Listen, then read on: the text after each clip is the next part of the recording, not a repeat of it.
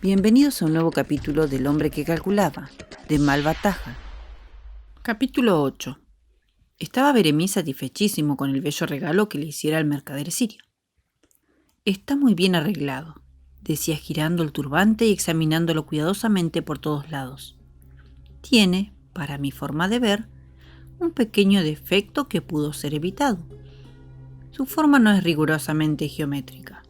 Quedé atónito sin poder disimular la sorpresa que sus palabras me causaran. Aquel hombre, a más de ser un calculista original, tenía la manía de transformar las cosas más vulgares de modo de darle forma geométrica hasta los turbantes de los musulmanes.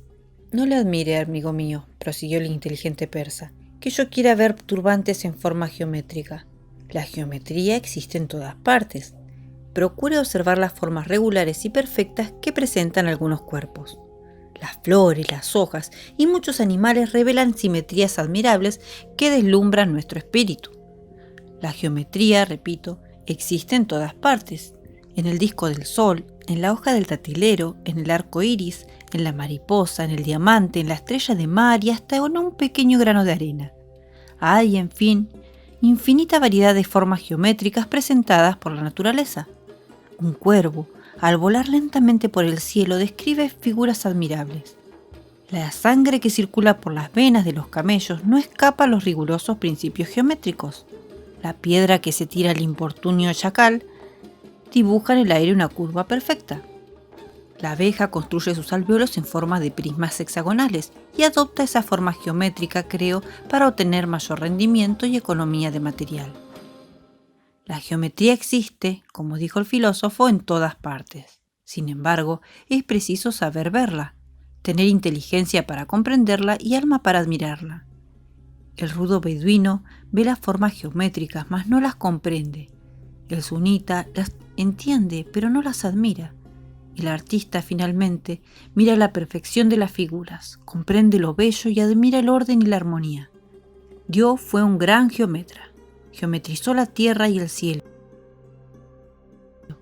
Existe en Persia una planta, el saxaul, muy apreciada como alimento para los camellos y ovejas, cuya semilla iba a proseguir el elocuente calculista con sus consideraciones sobre las formas geométricas de las semillas del saxaul cuando vimos en la puerta de una tienda próxima a nuestro protector, el sheik Salernasai, que nos llamaba a grandes voces.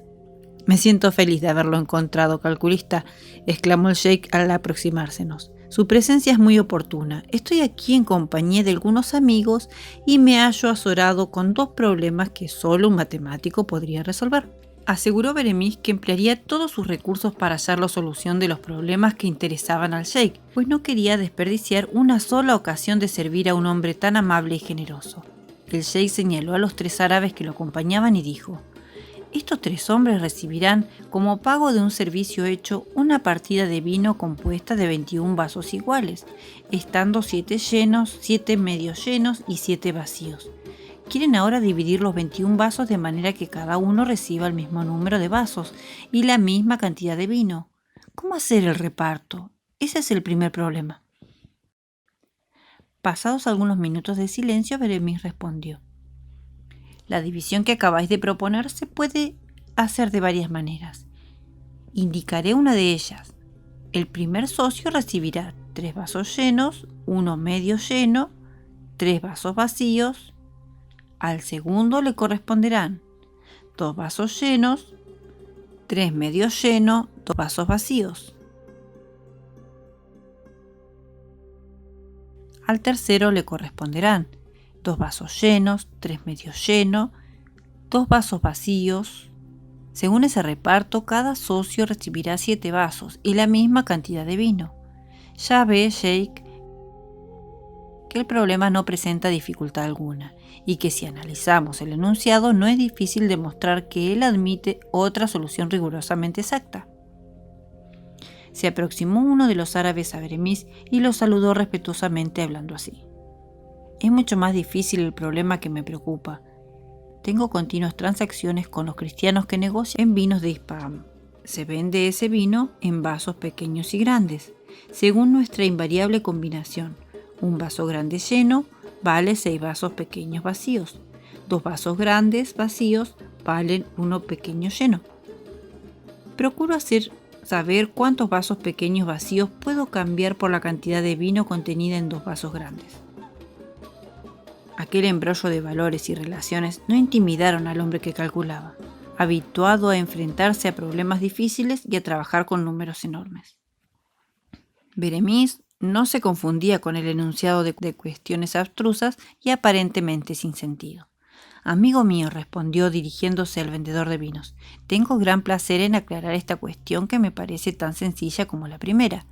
Por lo que he oído, 2 vasos grandes llenos valen 12 pequeños vacíos. Por otra parte, si 2 grandes vacíos valen 1 pequeño lleno y 3 pequeños vacíos valen también 1 pequeño lleno, está claro que 2 grandes vacíos valdrán 3 pequeños vacíos.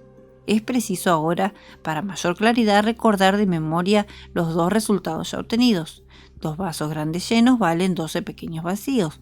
2 vasos grandes vacíos valen 3 pequeños vacíos. De aquí sacamos la conclusión que la diferencia de los valores entre 2 grandes llenos y 2 grandes vacíos es igual a 9 pequeños vacíos.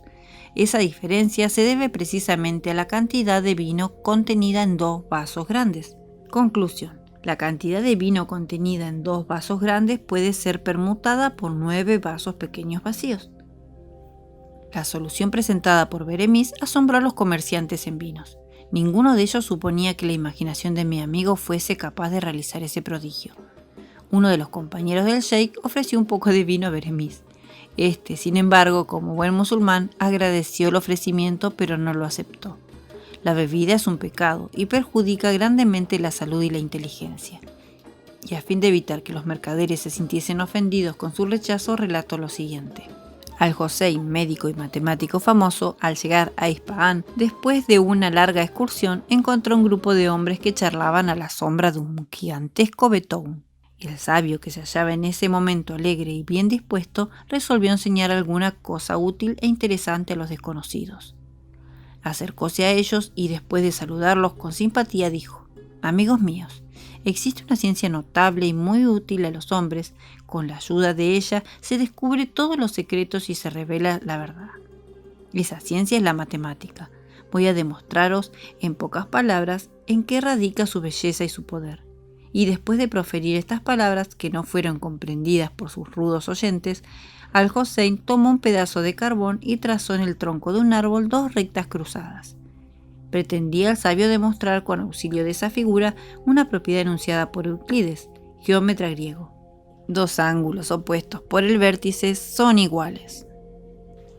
Después de trazar las rectas en posición conveniente, Al-Hossein marcó con cuidado los 2 ángulos cuya igualdad pretendía demostrar con su admirable raciocinio. No había terminado la figura geométrica, cuando uno de los 2 camelleros se levantó de súbito y se arrojó trémulo a los pies del sabio, murmurando con voz ronca que expresaba gran temor.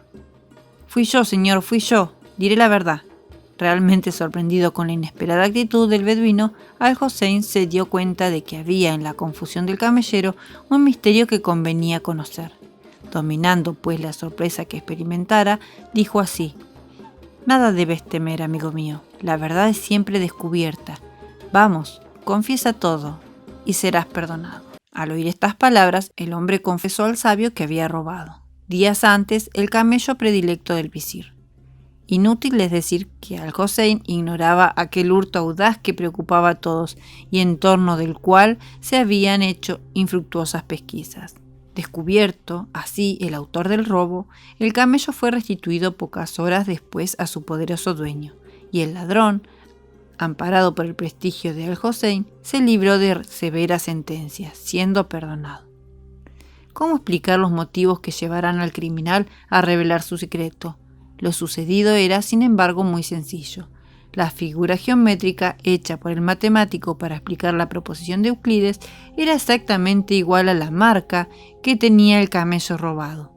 El ladrón, al ver la figura, creyó que Al-Hossein conocía su secreto y, lleno de indecible espanto, no se sintió con ánimo de ocultar la verdad. Gracias por acompañarme hasta el final de esta apasionante historia. Nos vemos en el siguiente capítulo. No olvides suscribirte, activar las notificaciones, darle like al video y sobre todo compartirlo para que muchos más aprendan sobre Malva Tahan y estas maravillosas historias. En la descripción te dejo el enlace de la página de Malva Tahan para que puedas aprender más de su obra y vida.